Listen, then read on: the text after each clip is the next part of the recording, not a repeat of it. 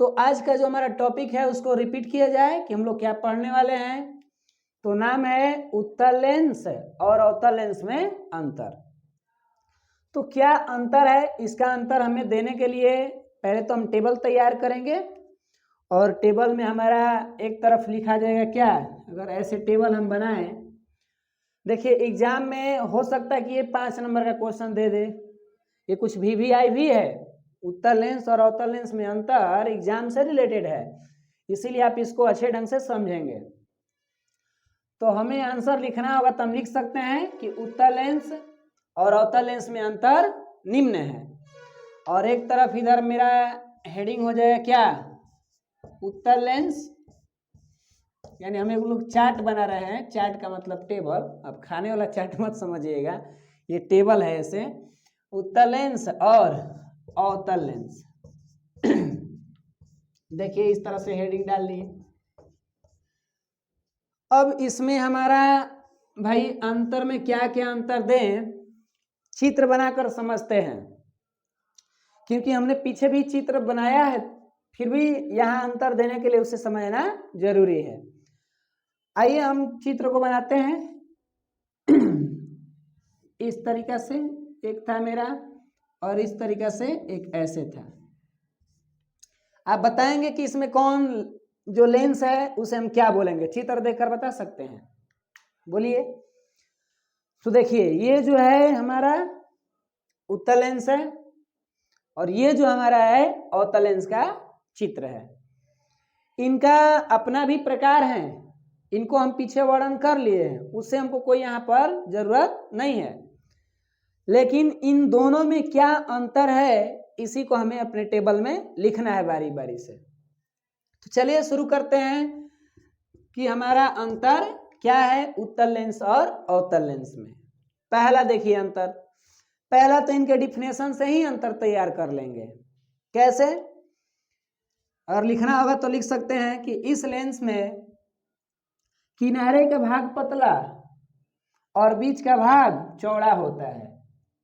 First answer, मैंने ऐसा नहीं है कि नंबरिंग से ही हम बोल रहे हैं कि फर्स्ट सेकेंड, मतलब यहाँ लिखने के आधार पर बोल रहे हैं। पहला उत्तल लेंस में तो लिखेंगे कि इस लेंस में जो बाहर का भाग यानी किनारे का भाग है वो क्या है, पतला है, और बीच का भाग मोटा होता है। ये पहला अंतर हमारा लिख सकते हैं, लिखना होगा तो। इधर अगर हमको लिखना होगा तो इधर कैसे लिखाएगा, जबकि इस लेंस में किनारे का भाग चौड़ा और बीच का भाग पतला होता है। ये हमारा अंतर इधर भी पूरा हुआ। पहला अंतर समझ में आया क्या, पुनः रिपीट करके देखिए। चलिए रिपीट करते हैं और समझिएगा। इसमें अंतर देना होगा तो क्या लिखेंगे कि इस लेंस में किनारे का भाग पतला और बीच का भाग मोटा होता है। इधर इस लेंस में जबकि लिखेंगे, जबकि इस लेंस में किनारे का भाग मोटा और बीच का भाग पतला होता है। एक अंतर तो हमें स्पष्ट समझ में आया। अब चलते हैं, स्टार्ट करते हैं दूसरा अंतर। अब कहेंगे कि सर कैसे आप बता दिए, तो हम कैसे बता दिए, हमारे पास कोई जादू थोड़े है, ये तो यहीं से निर्माण किए, आप भी अब बताने लायक हो जाएंगे। देखिए उत्तल लेंस, उत्तल लेंस का हम अन्य नाम मतलब दूसरा नाम जानते हैं। क्या जानते हैं, तो इसका दूसरा नाम है अभिसारी लेंस। जरूर आपको बताया गया होगा पिछला वीडियो में, नहीं तो आप जानते भी होंगे। अभिसारी लेंस हम लिख सकते हैं कि इस लेंस का अन्य नाम अभिसारी लेंस है, परंतु इस लेंस का अन्य नाम, थोड़ा इसमें मिटा दे, अब तो ये मिटेंगे ही। इस लेंस का अन्य नाम अपसारी लेंस है। अपसारी लेंस है। किसका अन्य नाम, अवतल लेंस का। यहां तक हमें लग रहा है कंप्लीट। ये तो मस्त अंतर है ना जी, कि इस लेंस का दूसरा नाम अभिसारी लेंस है, परंतु इस लेंस का दूसरा नाम अपसारी लेंस है। आगे बढ़ते हैं और देख लिया जाए। देखिए इधर ये जो लेंस होता है ये प्रतिबिंब को दो तरीका से बनाता है। ये जो हमारा लेंस है ये प्रतिबिंब को कितने तरीका से बनाता है? दो तरीका से। कौन कौन? तो प्रतिबिंब को ये वास्तविक भी बनाता है।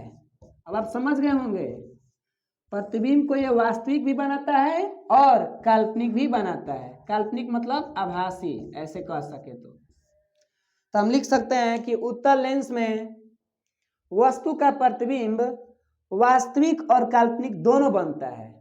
अंतर लिखना होगा तो कैसे लिखेंगे? उत्तल लेंस में एक वस्तु का प्रतिबिंब वास्तविक और काल्पनिक दोनों बनता है। आ जाइए अवतल भैया के तरफ। ई क्या कह रहे हैं अवतल जी?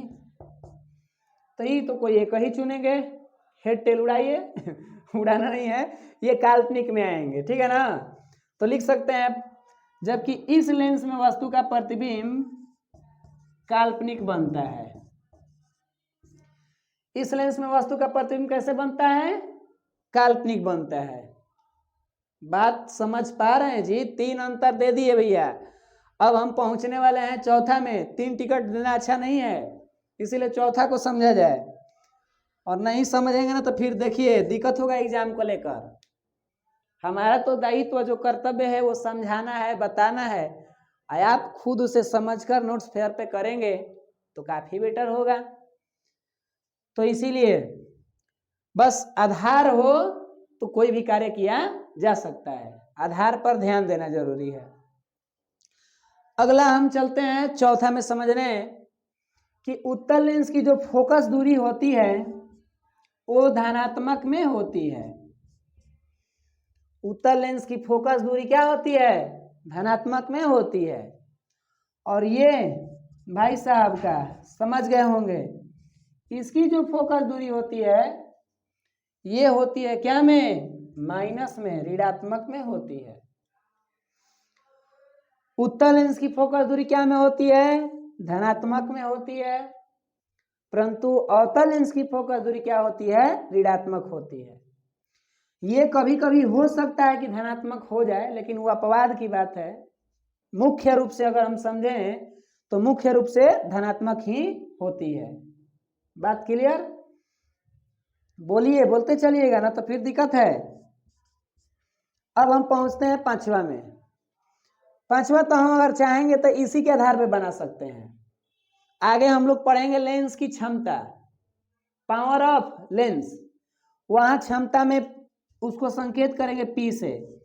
तो किसी उत्तल लेंस की फोकस दूरी धनात्मक तो उसकी पावर भी क्या होती है? धनात्मक ही होती है, अगर इसी भी अंतर में शामिल करना चाहें तो। नहीं तो और भी कोई अंतर ढूंढ लिया जाएगा नया, लेकिन और एक देख लिया जाए ऐसे तो ये भी माइनस। मतलब उत्तल लेंस की क्षमता धनात्मक होती है जबकि अवतल लेंस की क्षमता ऋणात्मक होती है।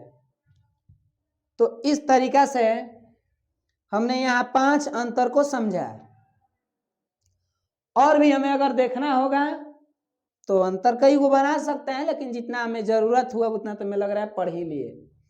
रिपीट कर देते हैं कि आखिरकार क्या क्या हमने पढ़ा भी। पहला अंतर हमारा है कि इस लेंस में किनारे का भाग पतला और बीच का भाग मोटा होता है। ये ठीक इसका अपोजिट होता है, मतलब किनारे का भाग इसका चौड़ा और बीच का भाग पतला होता है। चौड़ा माने मोटा समझ लीजिएगा, ऐसे मोटू नहीं, मोटा। मोटू पतलू की बात नहीं हो रहा है, एक तरह से समझ लिए कि मोटू है पतलू है नहीं। अवतल भैया पतलू जी के काम कर रहे हैं शुरू आई जो है उत्तल ये मोटू जी के काम कर ले रहे हैं, तो नाम है मोटू पतलू। अगर एक ट्रिक बनाया जाए तो आइए अगला समझते हैं। उत्तल लेंस का अन्य नाम अभिसारी लेंस है, जबकि अवतल लेंस का अन्य नाम अपसारी लेंस है। यहाँ तक तो लग रहा है कि आप मस्त होंगे। गाना वाना तो मत गाने लगे, गाना वाना मत गाइएगा। ये समझिए उत्तल लेंस होता है ये वस्तु का इमेज दो तरीका से बना सकता है, वास्तविक तथा काल्पनिक दोनों बना सकता है। ज्यादातर अगर हमसे पूछा जाए कि ज्यादा इमेज कौन बनेगा तो वास्तविक बनेगा, ठीक है। अवतल लेंस में आके देखें तो अवतल लेंस में वस्तु का प्रतिबिंब हमेशा काल्पनिक बनेगा, इसमें हमेशा वर्ड भी जोड़ना उचित है, ऐसा नहीं कि अनुचित हो जाएगा। आगे की बात करें तो उत्तल लेंस की जो क्षमता होती है धनात्मक होती है, सॉरी फोकस दूरी धनात्मक होती है और इसकी फोकस दूरी ऋणात्मक होती है।